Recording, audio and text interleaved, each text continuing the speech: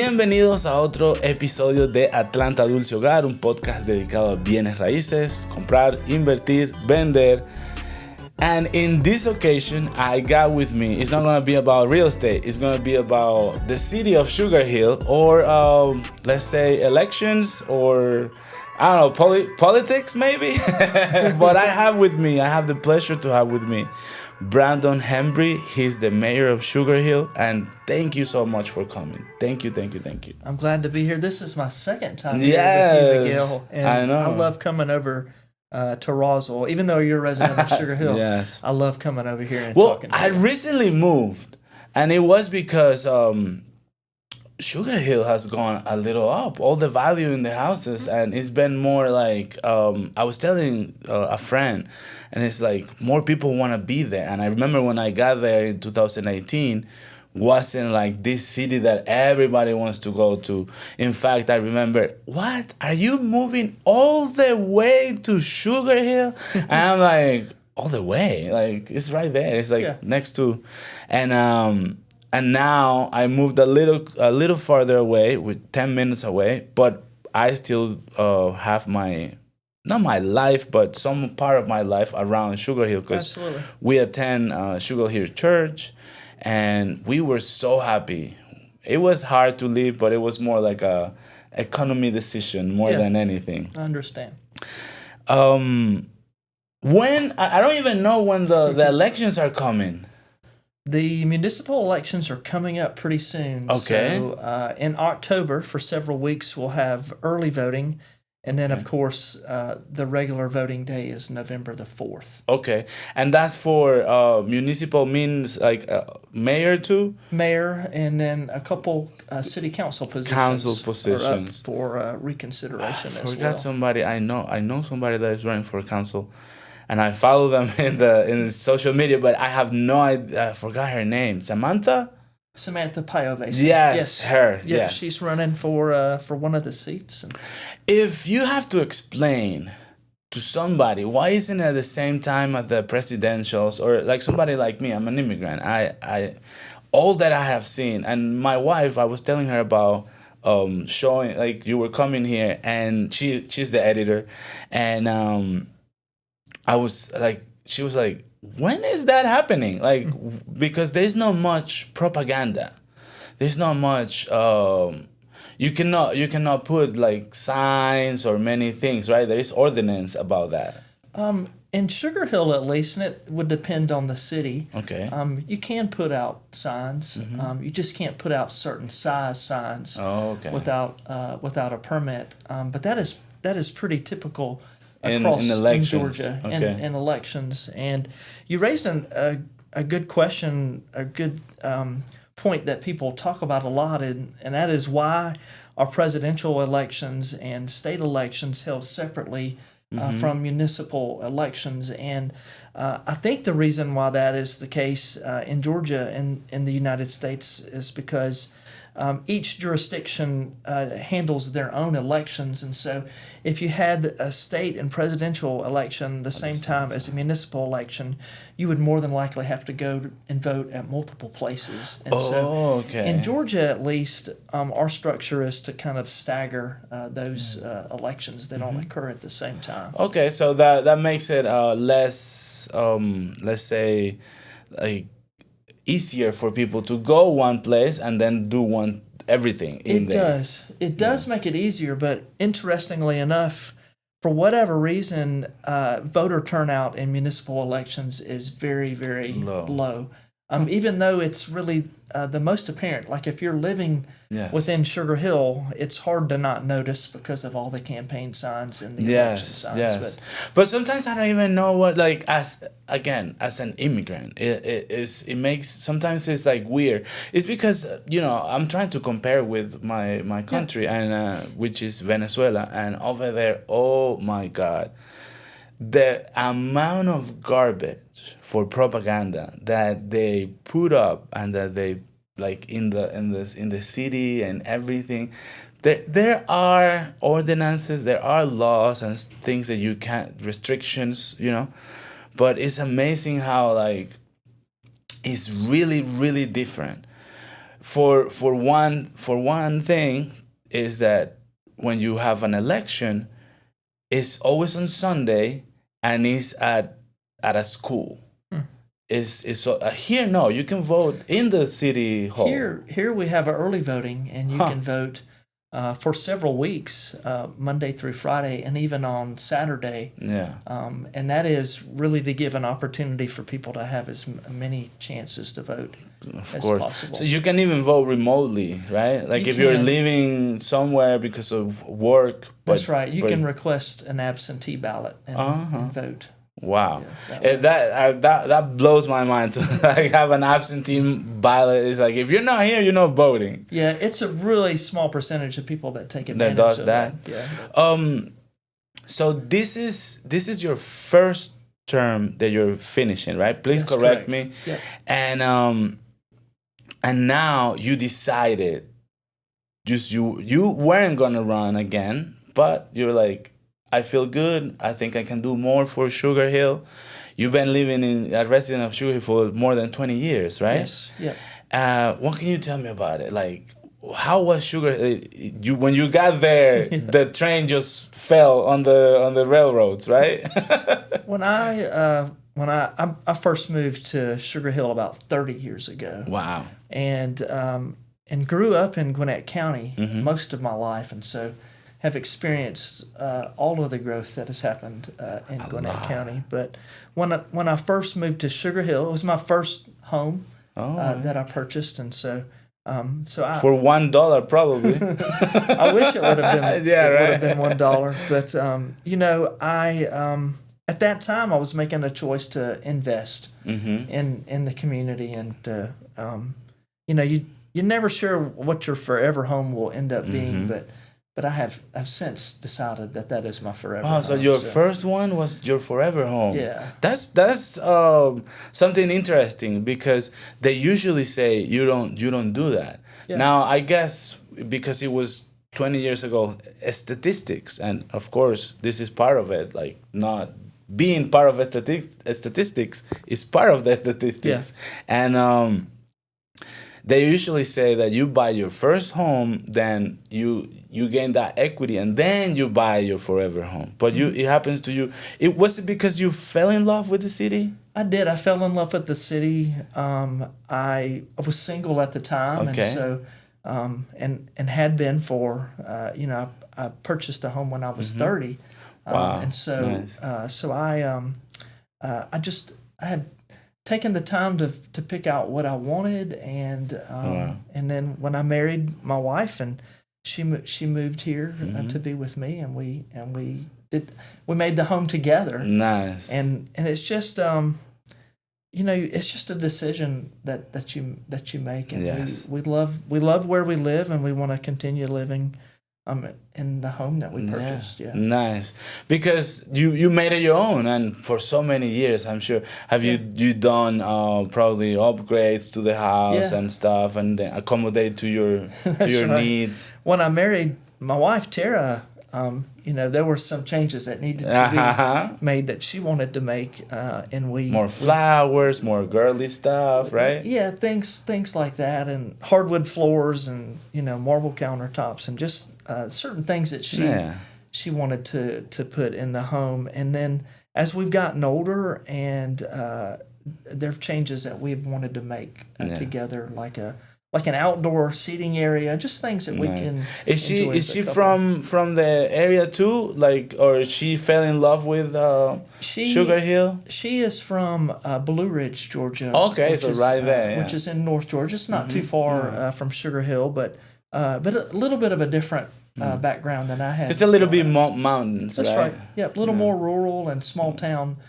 feel, and it took her a while to get used to Gwinnett County and Sugar Hill. But she loves it now. No? Yeah. Nice. What are the plans? Like, I know you have done so much. One of the things that I love is the parks that you have helped bring up. Like, there's one I always mess up. Nelson Brandon? Yes, that's right. Ridge Lake Park. That one. Yeah. That one, you just inaugurated maybe a year ago or that's less. Right. Yes. And the pond, you can fish. That's where my boy Tobias is learning to fish. You gotta return it. He didn't fish anything. He didn't catch anything yet.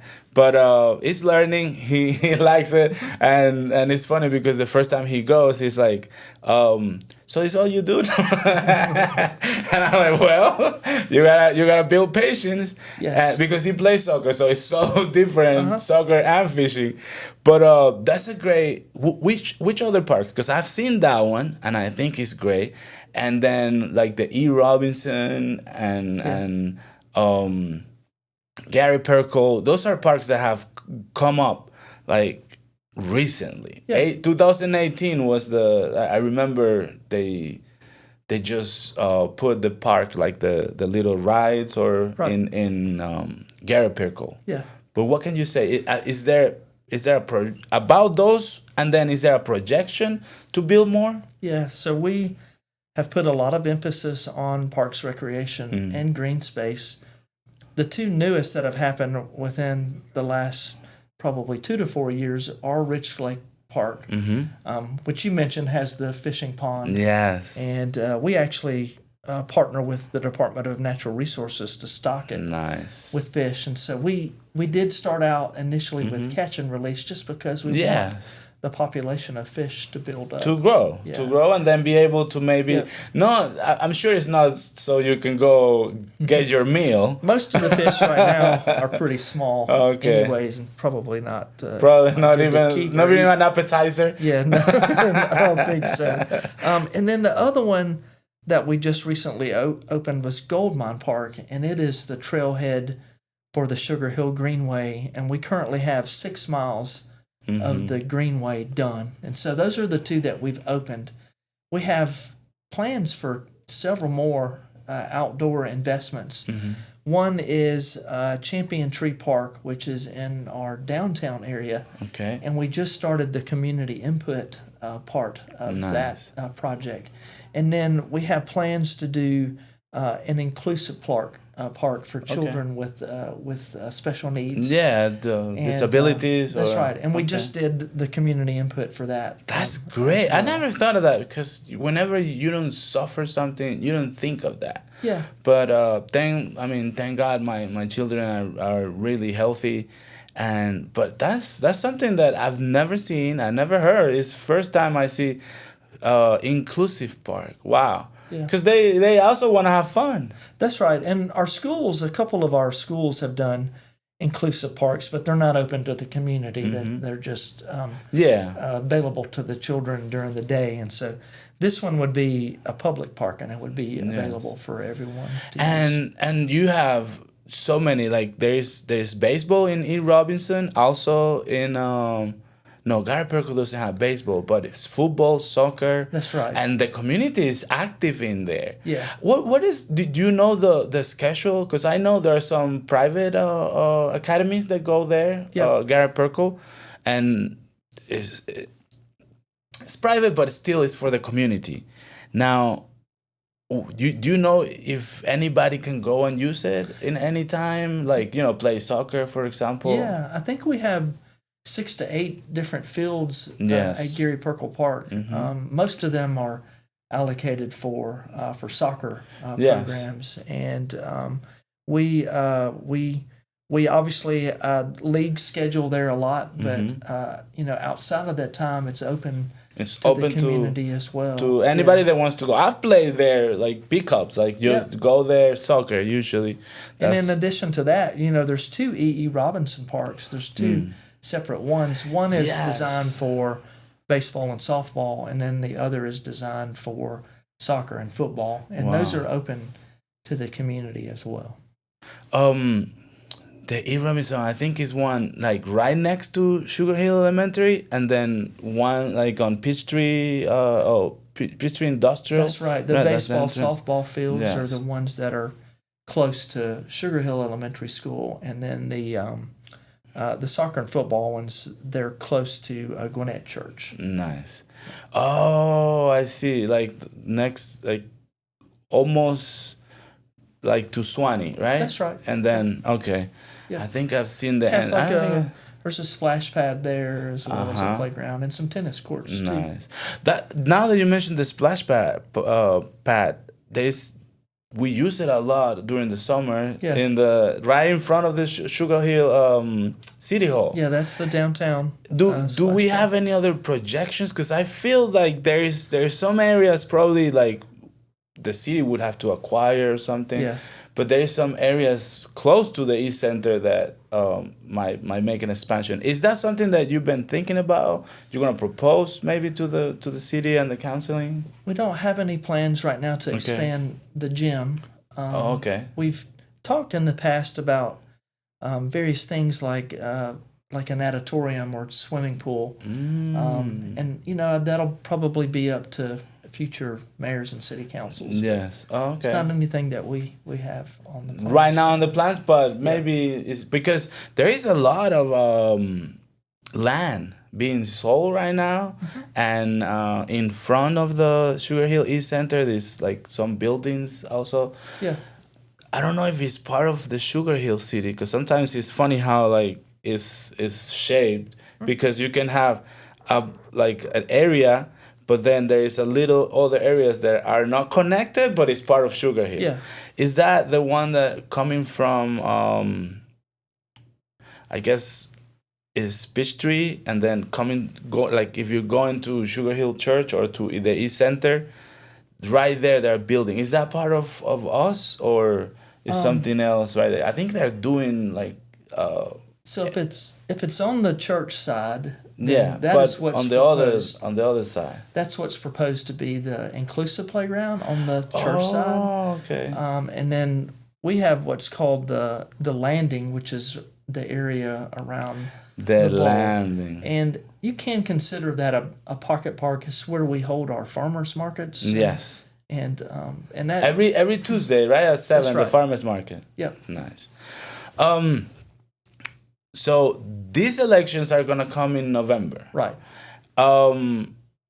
What is your main proposal for that, for people to vote or re-vote for you? Yeah. So, first of all, the reason that I decided to run again is because you're right. There's still things that need to be done in the community, and a 4-year term is just not long enough to accomplish all the things that need to be done. But I have been a really big proponent of investments in parks, recreation, and green space. And so I've seen it. I want to make sure that the inclusive park and Champion Tree Park are carried forward and that they are completed.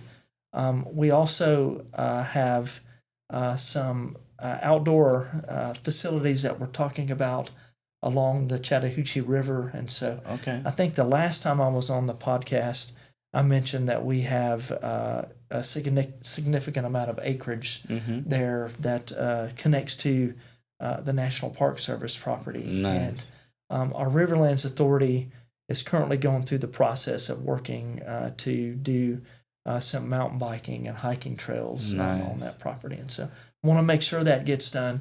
And then in addition to that, on another piece of property that we have along the river, we would really like to build an educational facility for our kids so that they could learn about the outdoors and conservation. And that is something that we are seeking grants to do. And I want to make sure that gets done as well. And then in addition to that, there are things that people don't think about as a mayor or city council responsibility. There are things that you can't physically see, but we have a lot of food insecurity and mental health challenges in our community that I've begun the process of working with our schools and our churches on, and that is something that I think is really critical to kind of carry forward. And so it's something that I'm going to make a priority. Because I have seen you a lot active. Like, I don't, maybe it's because I'm close to the city, or like I really like and I'm active too in church.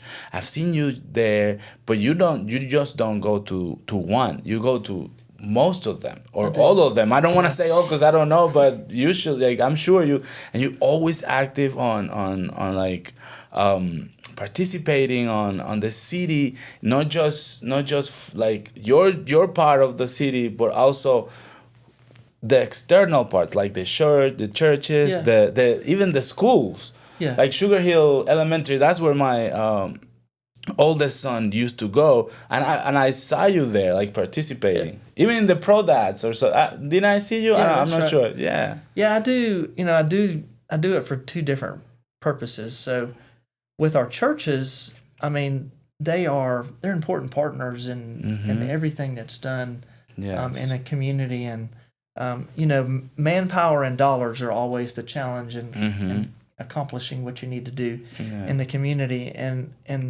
churches can provide a lot of resources in that way, and it's not just a one way. It's I think they see a mutual interest in kind of working together. For our schools, and the reason why I spend so much time in our schools is I want to model to them what community means. And if I'm present and I'm partnering with the teachers and the principals to serve our kids and to educate them, then that models to them what a community should be. And you say that, and I think, oh, okay, so leading by example, which is something not much people do. They usually lead by, like, by command. Or that's where I come from. That's usually the way they want to do it, and that doesn't work. That's right. I've noticed it with my children. Like, I can tell them whatever I want, but if I don't lead, if I don't do it, they be like, oh yeah, whatever, Dad. I mean, authority can come from a title, but that's not the best type of leadership. The best leadership is servant. It's leadership. Like, I remember when I got here, my first job was as a houseman, and some guy told me that was working in there told me, oh, no, because I'm your boss. Like, I'm the manager. And I'm like, if you gotta tell me that, you're not. Like, usually that comes from, like, you can see it, you can test it, I guess, touch it, and maybe not touch it, but, like, you can sense it, at least. Sugar Hill, I really love Sugar Hill. I had to go just because of economic, but I'm close, and I know I will be back, just like Terminator. But other stuff that you envision for Sugar Hill, or like the parks, and I have seen it. I have seen it where, like, and it's not just Sugar Hill. Like, I've seen Winnet in general, but in Sugar Hill, when I got there, wasn't as much as there is now. And then you're thinking on the trails, which is great. They say that Roswell is one of the cities that have the best trails, whatever. But then I'm like, we're going for you. Like, Sugar Hill is going for you, so watch out. Is there, besides that, is there other stuff, like maybe more, the housing, right? Like, what can you say about that? So I'm really excited about the latest action taken by City Council. Actually, this past Monday night, they voted to move forward with an affordable housing initiative, and a lot of people get wrapped around the affordable, and I want to express to people that it's really more about having adequate workforce housing for our teachers and our law enforcement personnel. And those people that serve firefighters, that's correct. Paramedics that serve in our community, and providing them with more affordable owner opportunities. Does that mean, like, their houses are gonna be cheaper? Does that mean they're gonna get some sort of grants or help from the city? Like, what does that mean to the people that might be watching, right? It's a great question. So, all across Georgia, there's the same challenge, right? And so communities are doing different things. The model that we're taking is the land bank model. And so our housing authority will actually own the land itself. And the home itself, though, will be for sale. And so, if you've ever been on Jekyll Island, there's the perfect example of this. Okay. The Jekyll Island Authority actually owns the land that the homes sit on. Okay. But the homeowners own their own home, and they've invested in that home. Okay. And so, if you that makes it a little cheaper. As a real estate person, the land cost is what's really driving the high cost of homes, and so so that's the model. Also, that we're taking. Right now you could say the market is more like a buyer's market, and it's August 12th. Yeah.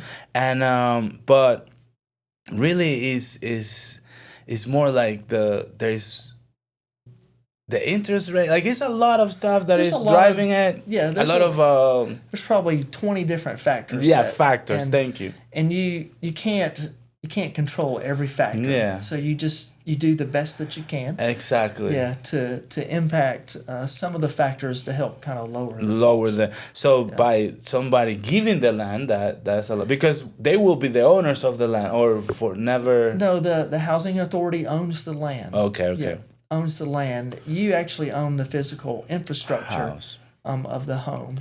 And that makes it a little cheaper. So if somebody that is in that firefighter, policeman, teachers, the essentials, because they're really the essentials of the society, what is somebody has to do to be part of that?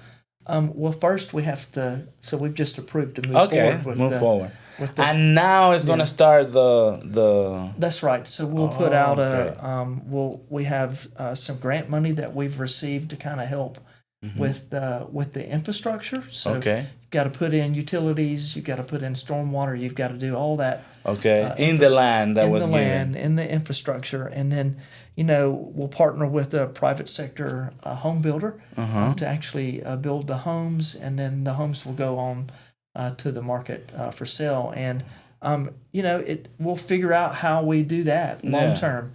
Perhaps it might be a lottery type system where people actually say, well, I want to be considered for a purchase of the home. But the ultimate goal is to give them a start, right? To give them a start at home ownership. They can invest and build equity, and then at some point in time they can move on to another home, a forever home. Well, if you need a realtor or a real estate agent, I'm here. Absolutely. At least to bring up ideas too, not just be part of the transaction, but also ideas that could help the people. Yeah. Because the main thing about the right now in this era about the realtor is really an advisor. That's right. It's not really we are experts, but because we have done it so many times that it's just like, okay, you got these options, or you got this, like, for example, few days ago I was doing a walkthrough, and the buyer tells me, I don't like the crack on the concrete. And it's like, concrete cracks. It does. Because the earth is moving. It's water in there. It's everything. For that little thing, that little hairline, I don't think they're gonna do it. No, they have to do it. I'm like, from the bottom of my heart, I really think that yes, it's nice. We can cover it with something, but the builder is not gonna. No builder has ever done anything unless it's like an eighth going up in difference or in wide, like. Then they act. Yeah. But before that, that's why they put the cracks, like, purposely. So it cracks on the cracks that they put. Yeah. I think it's I forgot the name, but they do these things in the concrete, so it goes in, the crack goes in there. But sometimes it doesn't. That's right. But I wanted to add too about these homes, and so this would be like a cottage court type subdivision, and the homes would be around 900 to 1,000 square feet. So they're smaller homes. Yeah. And this has been done in many other places successfully. So we're not not reinventing something Yeah, here. We're there just was the we're taking advantage of what other people have done and tried. and the example we were talking about, like you see, lead by example. Then those people did it. Now you are copying it or emulating it, That's right. which is great. Yeah. And it's needed. Yeah. They need that, teachers, firefighters, because they're so essential, but they don't make millions. That's right. So like that also helps. It's just I feel like it's a peace of mind. It where is. like, okay, this is mine. I'm gonna build wealth. Year by year by living in the home. I mean, I did it. I have financial struggles, and that's why I had to sell in Sugar Hill. But I built wealth in 5 years. Yeah, that's right. And it's unusual for a young person to start out owning. Yes. We know at some point in life everybody's going to have to rent, Yeah. but the ultimate American dream Yes. is for us to have ownership and to build wealth over Yes. time. And so there's so many.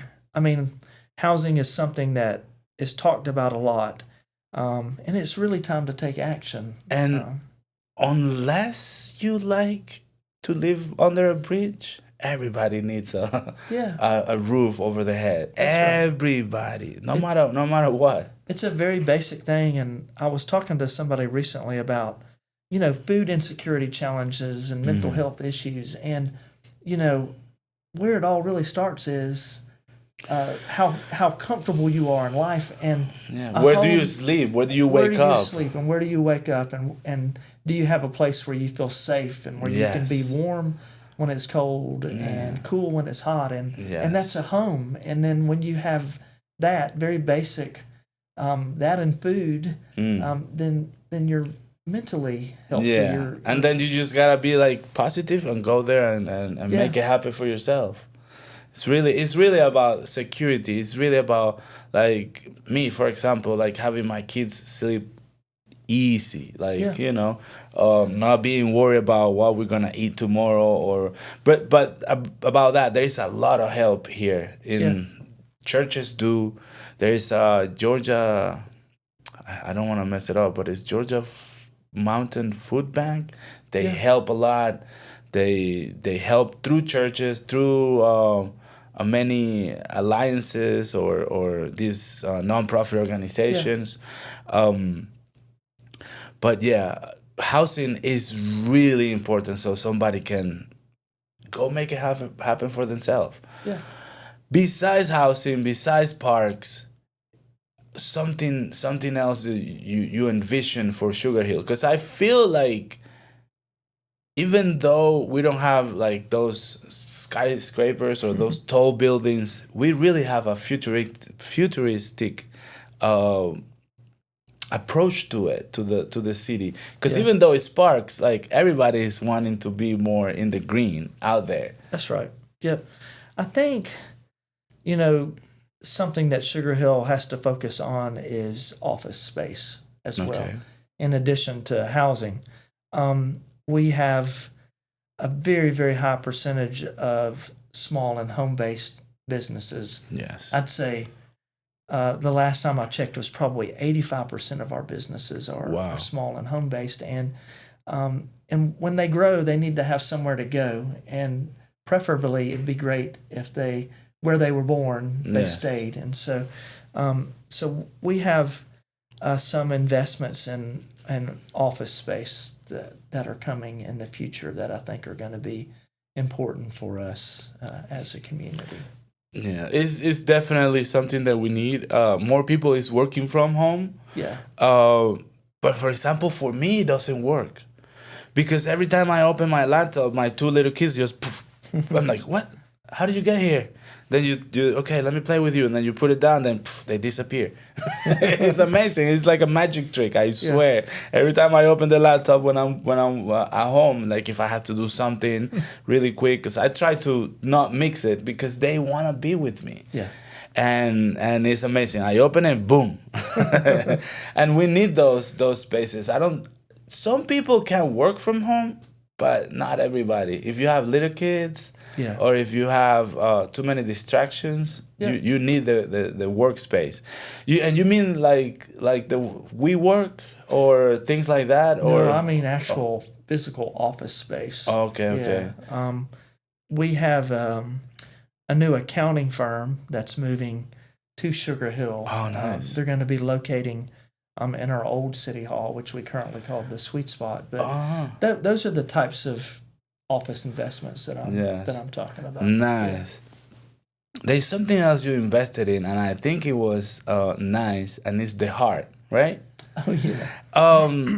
The piece of artwork that's across from Holbrook. And then you had some people, and I'm saying you because it's a city hall, but you put some chains. Yeah. And you like to go grab it. It's for free, right? Yeah. You just go grab it and there. What that idea came from, because it's really sweet. That came from our youth council actually. Nice. And so they received a grant that was really purposed for something that was arts focused. Okay. And they installed, it's called the Locks of Love. They installed a piece of art in the shape of a heart. Yes. At what will be Champion Tree Park. Yes. In the future, and again, this was their idea, but I think if you go to Paris, or if you go to Rome, there's like a tradition of maybe placing those locks on a They bridge. took some away because of the weight. The weight over time. The weight could have. That's right. Jeopardize the breach. Yeah, but they the youth council used some of the grant money to purchase this little tiny Sugar Hill locks, and you can write your name on the lock, and you can put it on your name and your partner's name. Yeah, that's right. That's right. Beauty, and that's something that brings love, that brings that sense of community. Yeah. That I put it in there, and it's forever, because I mean, unless like apocalypse happen, that heart doesn't have to go anywhere. anywhere. Too heavy, like this. It gets better and it bends a little. You can always put it straight again. A message to those voters, to those people that have the possibility of continuing doing great things for the city, because I do believe it's been a great work that's been done in the last few years, because it's 4 years. So you've been since 2020? Yes, 2021. I guess. 2021. Yeah. Okay. Yep. And then it would be 25 to 29. It'll be 26 to 20 to 30. That's okay. correct. Okay. Yep. Nice. Yep. What is that like? I'm so used to like the third world messages, like go and vote for me, do this, I'll be for you, and it's never truth. in the third world, where I come from Venezuela. And this is a experience. There's been a train in Venezuela that they have been promising since 2007. Yeah. Every time there's elections, they promise to build that train. Almost 17 years ago? Yeah. And they keep promising it. Right. But in here, I've seen things without the promises. So I love it. Well, a little different here, obviously. Yes. That, I am the mayor here is a public servant first. And so Amen. I receive some compensation, but it's mostly volunteer. Mm. And it's the same with all of the city council members as well. And so we're not doing it because it makes us wealthy. We're doing it because we love the city, our community. Mm. And if I could say anything to anybody, it's really, I don't care if you vote for me or not. I just want you to vote and to be engaged in your community. And that is something that I have tried really hard to do over the last 4 years. Yes, we've built new parks and we've done physical and tangible things that you can see, but I'm really all about the community building. And if I could leave a message with everyone about this upcoming election, it's just vote. Just Go to City Hall. It Participate. takes 5 minutes to go in and out of City Hall. It's not like going to the school and voting in the state or presidential election. The participating numbers are so much smaller. And that is just the one message that I want to convey. And then provide consistency. One of the things about the elections in other countries is there's so much turmoil and there's so much turnover all the time, and it's hard for promises that are made to be kept because the administrations change, and that's the one thing about the stability here in our electoral system that I think is it's good. And I laugh because one of the things about that is that psychologically, because most people, I'm not saying everybody, but most parents, they promise to their kids, no, I'll give you this, and then they don't deliver. Maybe not because they don't want to, but because they can't. And as an adult, and I talk this with my therapist. As an adult, you vote for that person in the third world country that promises and don't deliver because you're seeing your parents. Right. It's amazing. It's amazing how because for example it's something that I compare because I come from there, and I really love how in this country, look, I'm not promising anything. Just participate. Just be part of the community, and we can build beautifulness or a beautiful city, a beautiful community just by participating. That's right. That's where it starts. Yep. Exactly. And over there is no, I'll promise you a train. I'll promise you this. I'll promise that. And then we vote for that person, then they don't deliver, and it's like, oh yeah, they're normal. Yeah. And wow, and that's why the United States is so great or that's how I feel. But thank you so much, Mayor. Thank you so much for being here. I really, really admire you. I think you preach what you do, and you lead by example more than by. Well, you can see it in the episode. This guy leads by example. He does, and then he tells you, "Oh, I did it," instead of "I'm gonna do it" and then don't deliver. Yeah. So that's something that I really appreciate as a part of the community. Thank you. Take care, man. And whenever you can or whenever you want, just let me know. This is your space. Really. I appreciate it. Thank you. Yeah. All right. Take care.